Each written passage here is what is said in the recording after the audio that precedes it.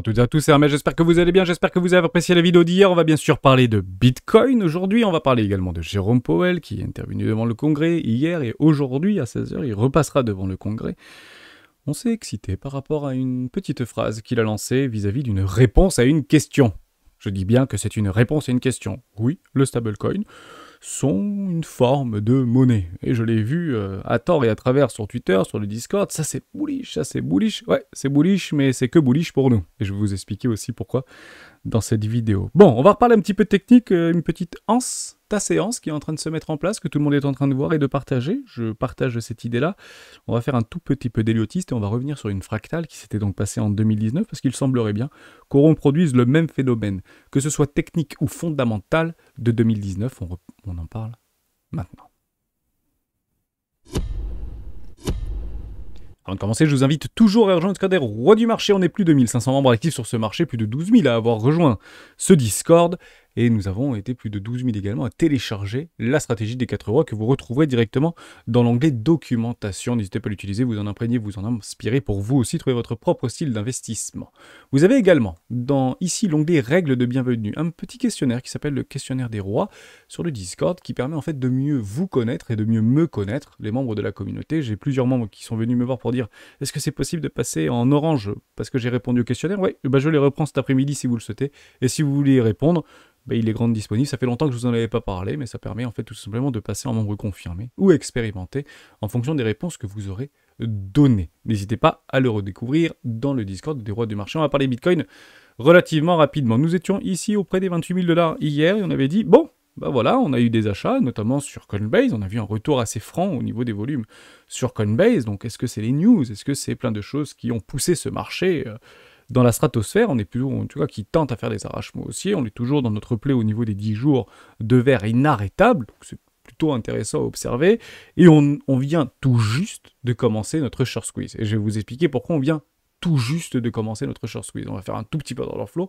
Et ici, vous voyez tout simplement une dégradation assez franche au niveau des open interest. Ici, on est passé de 7,5 milliards de dollars à 7,1 milliards de dollars. Donc 400 millions d'open interest qui se sont fait liquider. Donc c'est autant de shorts qui se sont fait liquider que d'acheteurs qui ont pris des profits. Évidemment, c'est toujours la même chose. Si vous avez des open interest qui descendent, c'est que des shorts qui se font liquider, donc qui sortent du marché, et des longs qui prennent des profits. C'est toujours une contrepartie.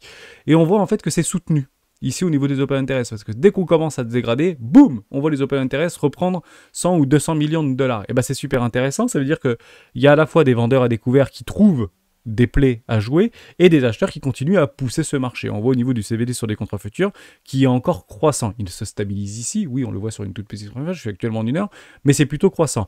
Et on voit d'ailleurs les USDT, le CVD spot sur les USDT qui continuent à s'apprécier. Et ça fait longtemps qu'ils ne s'étaient pas appréciés, donc on est très heureux de l'observer.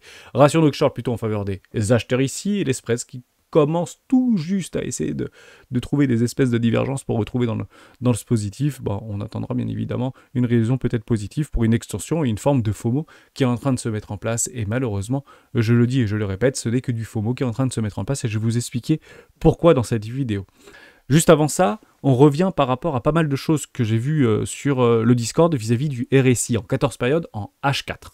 Donc on va aller regarder ce qui se passe sur le RSI 14 en H4 et vous allez, beaucoup pensent que c'est trop haut, c'est trop suracheté, c'est exacerbement suracheté, ou une forme d'exacerbation de surachat, donc ça doit obligatoirement retracer. Non, pas du tout. Alors je répète, le RSI, c'est un indicateur de force, c'est un oscillateur.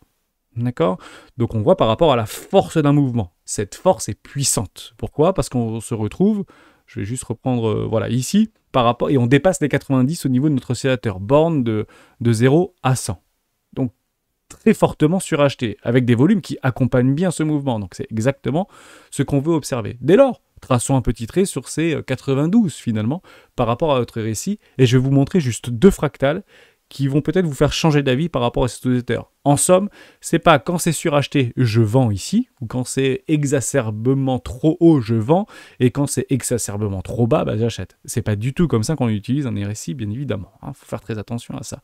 On repart dans le passé, et on revient pour aller chercher une petite fractale qui s'était déjà passée C'était juste ici, c'était le 13 janvier 2023. Rappelez-vous, je crois que c'est hier ou avant-hier, on avait parlé de cette fractale de janvier 2023 et on est en train tout simplement de la jouer, en tout cas beaucoup la jouent et je vous en félicite. Ici, on était exactement allé chercher 1,92. Waouh, juste là. Derrière, qu'est-ce qu'on fait? On latéralise. Qu'est-ce qu'on vient? On ne vient pas chercher un 3,82, non, on vient pas chercher un... Non, on vient pas dans une zone de rechargement d'achat, alors que beaucoup à ce moment-là le jouaient. Beaucoup le jouaient à ce moment-là. Petite consolidation, continuation haussière. Et qu'est-ce qui s'est passé pendant ce temps de cette consolidation? Regardez le RSI en 14 périodes, il est revenu chercher cette neutralité, des 0,50. On repart en arrière. Oui, et éventuellement, il y en a d'autres, hein, mais on va en prendre une deuxième. D'ailleurs, on va prendre les deux dernières, finalement. Je pense que voilà, là-bas, et juste ici. Allons-y. C'était donc en décembre 2020, 5 heures du matin. On a une explosion au niveau des volumes, le CVD qui continue et l'OBV qui continue à augmenter. Vous aviez en fait un retour au niveau du MACD en daily et en 4 heures qui redevient bullish. Donc le momentum redevient dans les mains des acheteurs. Ce n'est plus une surprise, c'est un fait, c'est un constat. Les boules ont récupéré le momentum de ce marché. Vous avez exactement la même fractale. Regardez juste ici. On fait des arrachements aussi, une accélération haussière. Ça latéralise. On ne vient pas chercher les 0,50. On ne vient pas chercher une zone de rechargement d'achat. Non, pas du tout. Le RSI revient sur sa neutralité. Arrachement haussier, continuation haussière, départ du bull run. Et vous pouvez faire ça dans la même dynamique sans aucun problème. Ok, super important. Hein, voilà pour ça. J'espère que je vous ai aidé par rapport à ce RSI en 14 périodes. Et c'est une utilisation assez particulière. D'ailleurs, les plays se prennent généralement lorsque le RSI revient sur sa neutralité. Jamais dans les extrêmes de marché. Donc lorsque comme on utilise un RSI, comme ça je vous donne mon usage à moi, c'est lorsque celui-ci revient sur les 0,50 que vous prenez une position. Et le prix peut très bien être ici. Vous voyez? Voilà, il peut très bien faire comme ça. Et maintenant, vous prenez la position. Vous attendez donc le breakout. Et on va faire, je sais pas, un truc comme ça, voilà. Hop, un petit truc comme ça ou un petit truc comme ça. Et on va chercher des plays avec des extensions, tout simplement. Voilà comment on utilise le RSI. Faites très attention. C'est pas quand c'est trop, on doit vendre. Et quand c'est trop bas, on doit vendre. Bon, ça c'était la première chose. Pas plus de choses à dire au niveau de Bitcoin. On comprend qu'on est actuellement en train de travailler un haut de range. Est-ce que ce range va potentiellement être brisé? C'est pas complètement impossible parce qu'on est en train de jouer quelque chose et généralement il faut du FOMO. Hein, il faut des achats et il faut des petites indications pour pouvoir voir, en tout cas des patterns, hein, pour essayer de les jouer. Je vais juste vous prendre ça par rapport à ta séance, juste ici. Elle est parfaitement valide, hein, cette séance pour information. Donc pour l'instant, elle n'est que potentielle. Donc on va juste attendre de bien la confirmer. À quel moment on la confirmer? Lorsqu'on aura une bougie qui viendra clôturer au-dessus des 31 000 $. En weekly minimum, mensuel, très probablement, on est fin juin. Donc peut-être qu'on aura une magnifique clôture mensuelle au-dessus des 31 000 $. Pour le coup, ce ne sera pas baissier l'histoire. Donc on va chercher les extensions, juste ici. Donc un ratio donc, de 1 pour 1 qui devrait nous... Hop, je vais le faire un peu mieux que ça. Voilà, 1 pour 1 qui devrait nous amener aux alentours des 47, 44 000, 45 000 $. Formidable, objectif d'Hermès 42 500 et 33 000 $. La target d'Hermès, on n'y est pas si éloigné, un petit 10% de plus, et on pourra fêter cette target. C'est juste formidable de l'observer. Maintenant, ce qu'il faut comprendre, c'est qu'on va reprendre une fractale qu'on avait déjà vue en 2019. Pourquoi on va reprendre cette fractale de 2019? Et pourquoi, lorsque ceci va être en fait confirmé, on aura tous les yeux sur ces fameux 44 000 ou 45 000 $? Est-ce que vous vous rappelez bien ce qu'est les 45 000 $? Je vous le dis, on avait beaucoup rigolé pendant les lives et pendant les vidéos des rois du Bitcoin. Comment trouvent ces gros institutionnels, les JP Morgan, les BlackRock, les Goldman Sachs, leur target? En fait, ils font comme nous. Ils prennent des patterns, plus ou moins communes, et ils vont chercher des objectifs. Comme par hasard, la petite tasse et Hans est exactement sur les 45 000 $. Ne cherchez pas plus loin. Les gros analystes qui gagnent 13 000 $ par mois, et qui sont dans les bureaux sans fenêtre, et parfois peut-être même sans lumière, j'ai bien l'impression. En fait, ils ont juste fait ça, et puis ils ont dit, voilà, target, pourquoi ça devrait être là, et puis après, ils racontent une petite histoire, parce qu'au niveau de l'or, etc., oui, bien sûr, bien évidemment, tous les momentum, et s'ils ont fait or, Bitcoin avec des Fibonacci, évidemment, c'est universel, ça marche partout. Ils auraient aussi très bien pu dire, au niveau des astres, par rapport à la constellation du Cancer et du Lion, et c'est 45 000 $. Ça revient exactement au même. Ils ont juste fait une tasse séance, et ils ont trouvé ça, c'est juste formidable, bravo, et c'est très probablement qu'on n'y a peut-être pas. Voilà pourquoi. Donc, je vais juste vous reprendre en fait une petite fractale que moi je vois, que je joue personnellement, et que je vais jouer pour prendre bien évidemment des profits. C'est quoi? On va faire un peu d'élotisme, tout simplement. On a une ici, on a une 2 ici, on a une 2 ici, on a donc une 3 3 ici, on a donc une 4 ici, on va donc chercher actuellement une 5. Pour certains, on est peut-être dans une espèce de A, B, et on irait chercher une C ou une X, Y, Z pour aller chercher une 4 beaucoup plus éloignée. Honnêtement, des 4 beaucoup plus éloignés comme ça, c'est rare. Hein, on a des arrachements haussiers, ce truc n'est pas bear. Il ne faut pas se mettre devant pour essayer de shorter pour potentiellement aller chercher une C. Je vais juste vous montrer pourquoi. Et sur des beaucoup plus grosses time frames, ça va peut-être vous faire réagir. Et le but du jeu et le but des vidéos, c'est de vous faire bien évidemment réagir. Bon, on va chercher donc cette extension de 5. On revient donc dans le passé, puisque vous vous rappelez qu'on avait fait cette petite fractale. Oui, je vous ai mis une espèce d'alerte ici, un gyrophare, pour dire, bah, on est là. On était où en fait? Bah, on était juste là. Je vais passer en weekly. Vous allez voir ça, c'est juste formidable. Donc ici, pour moi, on est là, bah là et là, bah t'es pareil. Voilà. Donc on va chercher une extension de 5. Ok, bah au niveau d'héliotiste, c'est quoi? Bah c'est ça en fait. Je vais vous le montrer, c'est extrêmement simple. Ça a été validé par CMA. Pour information, j'ai retrouvé une vidéo de CMA pour confirmer cette 1, 2, 3, 4 et extension de 5. FOMO, bulle, accélération haussière, 10 jours inarrêtable. Ce n'est jamais différent. Donc on va chercher donc des extensions. On prend notre racine de 1, on va chercher notre O de 3, racine de 4 ici, et on va donc chercher les 618, 1, 1 618 et 2 618 par extension. Donc là, la 5 peut aller sur les 618, 1, 1 618 ou 2 618, voire plus, mais bon, c'est une sacrée bulle là. Là, c'est effondrement du dollar. Bon, on va donc rester sur la 1, qui est complètement légitime, et nous avons bien trouvé notre top de 5, pour après, derrière, aller chercher quoi? Bah, une 2. Hein, la fameuse 1, 2, 3, 4, 5, qui finalement s'est avérée être une 2, et qui pour beaucoup, peut-être était une 2, et je vais vous expliquer pourquoi. Puisque lorsque vous avez des invalidations et que ça continue à baisser ou que ça continue à monter, eh ben on change tout simplement le plan, et à un moment donné, vous trouvez les bons puzzles. Hein. Les héliotistes, ce sont des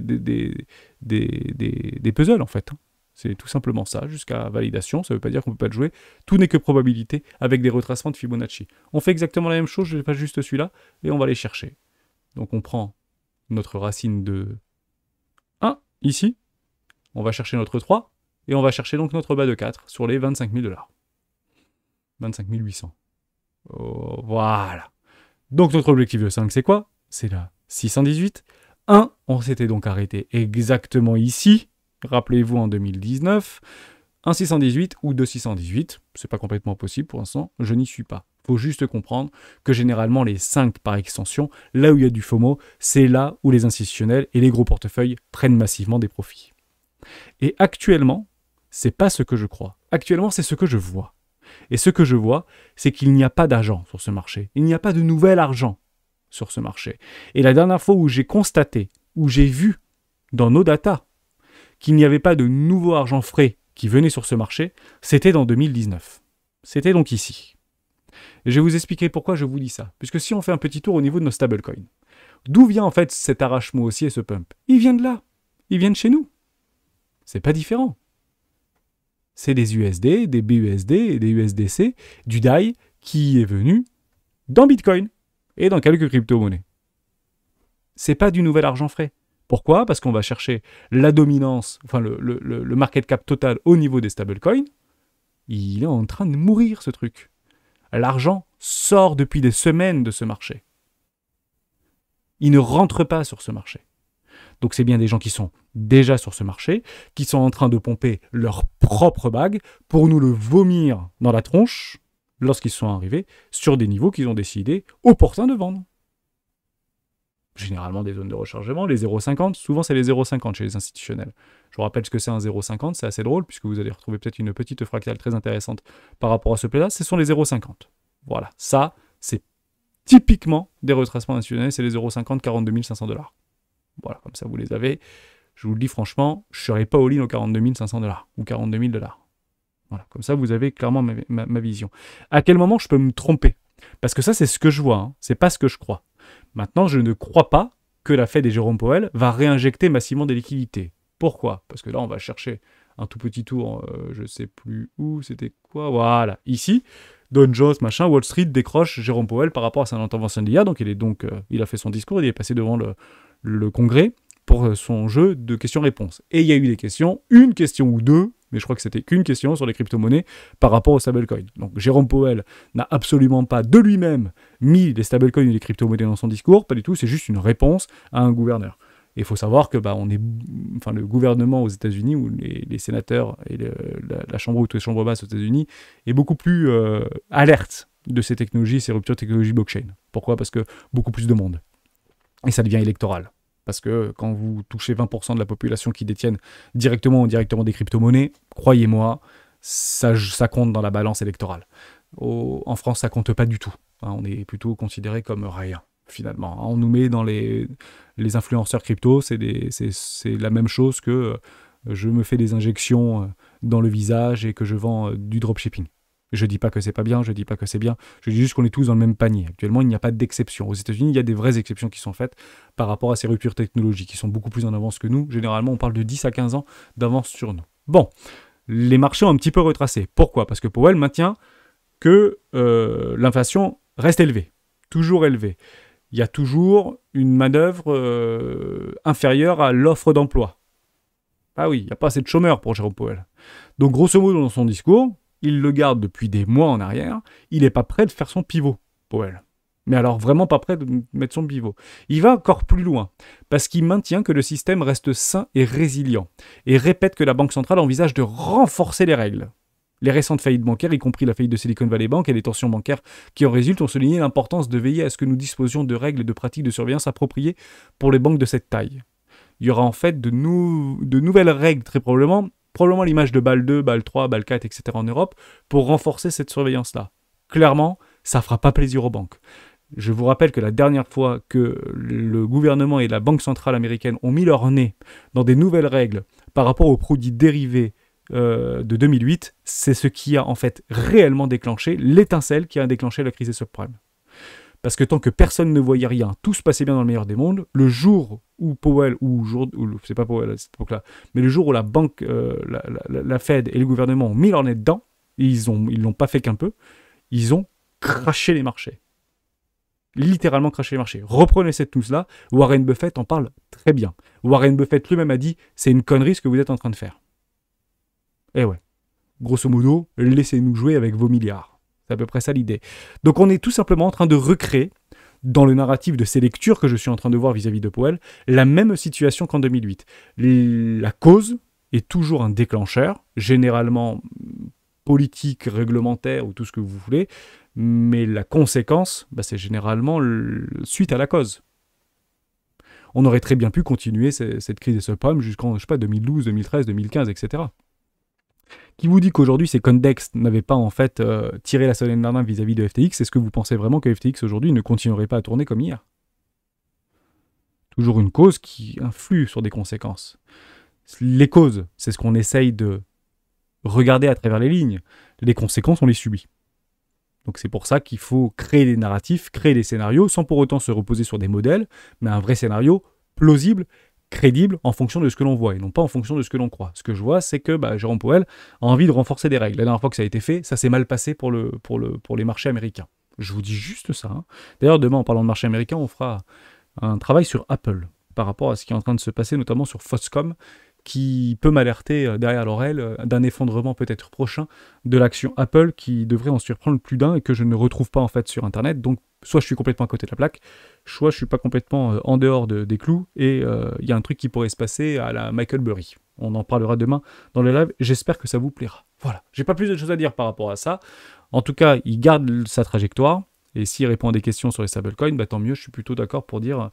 je suis plutôt content qu'ils ne disent pas non, c'est de l'arnaque, c'est un scam, il n'y a que le dollar qui compte. Je suis très content de l'apprendre. Encore une fois, ce sont juste des narratifs qui alimentent des hausses, qui alimentent le FOMO. On est en plein FOMO actuellement. On n'est pas en plein FOMO. On est au tout début d'une phase de FOMO. Dans une 25 qui très probablement se transformera en bulle pour aller chercher des extensions et on prendra nos profits lorsqu'ils se présentent. Personnellement, je prendrai mes profits là où ils se présentent. Je parle juste d'un petit coup de gueule. C'est Brad qui pousse ce coup de gueule-là par rapport au stablecoin et au cap total. Donc il a raison, parce qu'on est plutôt en train de voir nos crypto total préférés en train d'être sur les bottoms, ça nous fait peur, etc. Or lui, s'il a tout simplement enlevé du crypto total 2 les stablecoins, Et il a enlevé également le WBTC, me semble-t-il. Enfin, BTC et WBTC, parce que WBTC est directement dans les CryptoTotal 2, CryptoTotal 3, ce qui n'est pas la bonne solution, entre guillemets. Donc en fait, il en remarque une chose très intéressante, c'est qu'on se retrouve exactement sur un double bottom par rapport au CryptoTotal. Et il a raison, parce que si en fait on vient chercher, donc je trouvais ça plutôt intéressant, c'est vrai que c'était un doute que j'avais, est-ce qu'il y a les stablecoins? Donc oui en fait, dans le CryptoTotal 3, CryptoTotal 2 et CryptoTotal, il y a les stablecoins. C'est peut-être pas la bonne solution, parce que lorsqu'on arrive ici, on voit en fait qu'on est très très proche des bottoms de marché, on dit ça va mourir, on va crever, etc. Et tout ce que vous voulez, continuation baissière. Mais si on enlève les stablecoins, donc vous enlevez un grosso modo 120 milliards de dollars, mais en fait on est juste dans une zone de rechargement d'achat, entre les 618 et les 790, et on fait des arrachements aussi ici, donc plutôt un bon play. Ici il est difficile, ici il est plus aisé, parce qu'on est bien dans une zone de rechargement d'achat. D'ailleurs, je vais peut-être travailler très prochainement, si quelques membres du Discord, je pense à Géo, je pense à ML, souhaite pourquoi pas travailler sur un indicateur du crypto total hors BTC, hors Ethereum, sur par exemple le top 100 des crypto-monnaies, je pense que ça peut être super intéressant puisque, à mon humble avis, 95% des flux du nouveau bull run iront se concentrer dans le top 100. Au niveau des crypto-monnaies, je pense qu'il y a pas mal de déchets qu'on va devoir sortir des portefeuilles, qu'on devra arbitrer. Ça ne veut pas dire qu'ils vont baisser, je pense qu'ils vont augmenter, mais derrière, il faudra tout simplement les arbitrer pour aller chercher la performance. Coupez vos gains, coupez vos pertes et alimentez vos gains. C'est comme ça que ça fonctionne, surtout dans les bull runs. On va chercher des exubations. Ça ne veut pas dire qu'actuellement, en fonction de ce que l'on voit vis-à-vis de la dominance, qu'il faut tout de suite, maintenant, enlever tous nos crypto-monnaies pour le mettre dans le Bitcoin. Non, c'est pas ici qu'il faut le faire. C'est ici qu'il faut le faire. C'est important ce que je suis en train de vous dire. C'est pas là qu'on enlève nos crypto-monnaies pour mettre du Bitcoin. C'est ici qu'il fallait le faire ou éventuellement ici qu'il fallait le faire. C'est trop tard maintenant. Ok? Bon, voilà pour ça. J'espère que je vous ai aidé. On refait juste un petit truc pour répondre à la question parce que j'ai trouvé ce titre et j'ai trouvé ça plutôt intéressant. Explosion du Bitcoin. Pourquoi 32 500 ne sera que le début? On va répondre à cette question parce que Hermès il répond aux questions des vignettes qu'à la fin. Bon, on ne nous le dit pas plus, en fait. Voilà, on a passé la ligne des 200 jours, formidable, environ les 25 $. D'ailleurs, la ligne des 200 jours, machin, et les 50 environ 20, confirmés par les figures de retournement des chandeliers de base journalière, s'est avéré être le tremplin attendu. Alors déjà, gros menteur, parce que Amvensing n'a jamais dit que 25 000 $, ce serait le tremplin pour repartir sur une nouvelle jambe haussière. Alors pas du tout. Donc je ne sais pas qui sont les journalistes de Investing, je ne leur jette pas la pierre, je dis juste qu'à aucun moment ils parlent d'après les 32 000 $. Ils disent que c'est un objectif par rapport au MACD qui redevient bullish en daily et que le RSI en 14 périodes, notamment en daily, ont bien breaké par le haut au niveau de cette red deadline. Bon, merci mais le mouvement observé aujourd'hui en particulier encourage à penser que le Bitcoin va progresser en direction des 32 500 $ et au-delà, car la pause de ces derniers mois doit être interprétée comme un drapeau de correction classique. Ok, un drapeau de correction classique. Donc si on prend le drapeau de correction classique, on va donc chercher une fractale, je suis d'accord avec ça, on va chercher en haut, ici, drapeau, ok, je ne vais pas faire un copier-coller, c'est pas très grave, vous avez compris l'idée, hop, on peut le prendre un peu comme ça, voilà, hop, c'est un peu ça, non? Voilà, donc si on prend ce drapeau, voilà, éventuellement un peu comme ça, si vous voulez, ok, on va chercher le haut du drapeau, le bas du drapeau, et on peut faire comme ça. Bah non, c'est déjà terminé en fait, objectif atteint, bravo pour ce drapeau, l'objectif est déjà pris. C'est pas 32 000... Bon, je sais pas comment ils ont travaillé. Ok pour ça, bref, répond pas du tout à la question. Néanmoins, il y a une autre question qui a été posée, et j'aimerais vous reprendre par rapport à ça. Vis-à-vis de la situation, et je conclurai cette vidéo d'ailleurs par rapport à ça. Je vais vous dire pourquoi on est en plein FOMO actuellement. Il n'y a pas de nouvel argent qui rentre. On voit d'ailleurs que c'est l'argent qui est déjà sur les stablecoins qui sont en train de re-rentrer dans le Bitcoin par rapport à cette phase de FOMO. 2, rien n'indique que BlackRock a déjà commencé à acheter des Bitcoins. Il n'a même pas probablement encore commencé à acheter des Bitcoins. À aucun moment, il y a un fait qui nous explique que ces gros institutionnels qui ont déposé un ETF ont déjà acheté des Bitcoins. S'ils ne l'ont pas fait et si ça vient à être avéré, partez du principe qu'ils ne nous achèteront pas nos Bitcoins à 60 000 $. Partez de ce constat-là. Je pense d'ailleurs qu'ils l'ont très probablement déjà acheté bien plus tôt.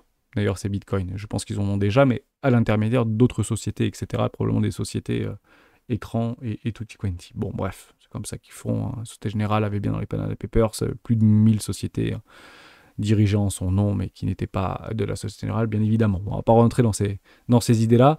Mais grosso modo, soit BlackRock a déjà acheté les bitcoins, il est en train de pomper ses bagues, soit BlackRock n'a pas encore acheté ses bitcoins. Donc toute la hausse qu'on est en train d'observer, c'est que sur des gens qui sont déjà sur le marché. Il faut vraiment le comprendre comme ça, je pense que c'est important de bien le rappeler. Mais le narratif est relativement bon. Maintenant, je vais vous remontrer par rapport, et je conclurai cette vidéo là-dessus, par rapport à ce que je suis en train de...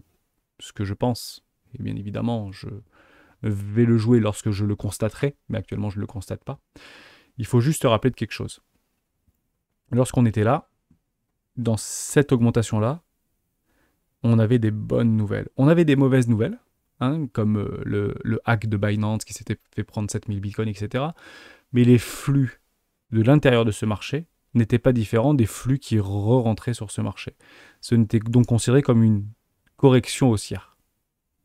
Il n'y avait rien de nouveau ici. Il n'y avait pas plus de stablecoin, il n'y avait pas plus d'argent qui rentrait, il n'y avait pas plus de tout ce que vous voulez, il n'y avait pas plus de liquidité, il n'y avait pas... etc., etc., etc.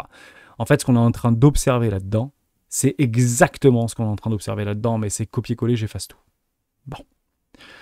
Maintenant, ce qu'il faut juste comprendre, c'est que comment on fait ce type de choses? Comment on arrive à propulser ce type de choses? Parce que c'est à peu près ce qu'on... Peut-être que ça d'entre vous voit, hein. Je peux dire le contraire, hein. Est-ce qu'on voit un truc comme ça, nous? Voilà, c'est ça qu'on observe là maintenant. Moi, c'est pas du tout ce que je suis en train d'observer. Il faut qu'un maximum de personnes soient du mauvais côté du mouvement. Et à quel moment un maximum était vraiment du mauvais côté du mouvement? Même quelqu'un que vous connaissez probablement très bien sur celles et ceux qui font de l'éotisme. Ici. Ici, il y avait la très grande majorité qui était du mauvais côté du mouvement. Là, ce qu'on a fait, c'est qu'on est parti dégommer du bear. Ce qu'on est en train de faire actuellement, c'est de dégommer du bear. Ne nous y trompons pas, la liquidité se trouve ici, on est venu la chercher. Ne nous y trompons pas, la liquidité se trouve ici, nous ne sommes pas encore venus la chercher, et il est très probable qu'on finisse par venir la chercher. Eh ouais. Alimenté par quoi? Par du disbelief, par une panique, et pour aller chercher tous les boules. Pourquoi je vous dis ça? Parce que je suis retombé sur une vidéo, en sachant de CMA, par rapport à son 1, 2, 3, 4, 5, qui n'est pas finalement différent de ça. Et je vais vous montrer dans quel état d'esprit on était lorsqu'on était exactement ici, en août 2020. Voilà ce qu'on jouait. Voilà ce que les ilotistes jouaient à ce moment-là. Ils jouaient la A, la B, puis la C. Ici, crack Covid, mars 2001. Voilà ce que les gens jouaient. Tout le monde jouait ça. La grande majorité des gens jouaient ça. On s'était fait briser la psychologie avec le crack Covid. Briser littéralement. Personne n'était boule là-dessus. Personne n'était boule sur les 10 000, 13 000 $. On voulait racheter du Bitcoin moins cher, moins cher, moins cher, moins cher. Tout le monde voulait racheter du Bitcoin moins cher. Posez-vous cette question. Est-ce qu'aujourd'hui, vous avez au fond de vous une envie débordante d'acheter du Bitcoin moins cher? Non. Pas du tout. Ceux qui sont déjà là sont déjà très exposés, voire all-in. Ça, c'est les sondages qui nous l'ont montré. Et ceux qui n'ont pas capitulé, je pense qu'un an supplémentaire nous fera très probablement, pour la plupart d'entre nous, capituler. Voire repasser sous les 15 500 $. C'est exactement ce qu'il faut pour enclencher des bull runs. Il faut qu'on soit convaincu, persuadé, envie d'acheter beaucoup moins cher. Actuellement, personne ne veut acheter moins cher et actuellement, personne ne pense que ça doit baisser. Eh ouais. Donc, ça baissera très probablement pas tout de suite, mais derrière, ça partira au nord. Je pense que vous avez compris cette thématique, cette philosophie de déni qu'on a repris hier. Je pense que c'était le plus important. C'est que ce qu'on est en train d'observer ici n'est pas ceci. Pardon. N'est pas ceci. Personne ne joue ça. Là, on est juste en train de dégommer du bear et les bears sont passés boules. C'est la meilleure situation de marché pour que les institutionnels et les gros portefeuilles nous vomissent leur bitcoin et leur crypto-monnaie dessus. C'est probablement ce qu'ils vont faire. Je me tromperai seulement et seulement si il y a une retour de liquidité. Et actuellement, rien, et je dis bien, rien ne l'indique. Rien ne l'indique. Merci à tous et à tous d'avoir suivi cette vidéo jusqu'au bout. On se retrouve demain dans le live des rois du Bitcoin.